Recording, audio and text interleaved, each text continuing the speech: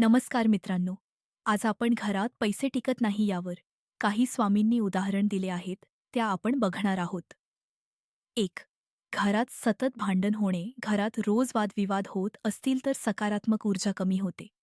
अशा वातावरणामुळे लक्ष्मी टिकत नाही असे मानले जाते. 2. मुख्य दरवाजा अस्वच्छ ठेवणे. घराचा मुख्य दरवाजा घाण, तुटलेला किंवा अस्ताव्यस्त असेल तर आर्थिक अडचणी वाढतात असे वास्तुशास्त्र सांगते. 3. झाडू चुकीच्या ठिकाणी ठेवणे. झाडू उघड्यावर किंवा मुख्य दरवाजासमोर ठेवणे अशुभ मानले जाते. यामुळे घरातील धनहानी वाढते असे मानले जाते. 4.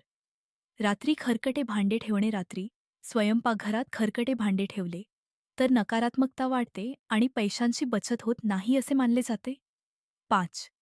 देवघर अस्वच्छ ठेवणे. देवघरात धूल, तुटलेल्या मूर्ती किंवा जुनी फुले ठेवणे शुभ मानले जात नाही. यामुळे घरात शांतता आणि समृद्धी कमी होते. 6. पाण्याचा अपव्यय करणे. नल सतत गळत राहणे किंवा पाण्याची नासाडी होणे हे आर्थिक नुकसानाचे संकेत मानले जातात. 7. घरात तुटलेल्या वस्तू ठेवणे. तुटलेले आरसे, बंद घड्याळ किंवा खराब इलेक्ट्रॉनिक वस्तू घरात ठेवणे नकारात्मक ऊर्जा वाढवते असे मानले जाते. 8.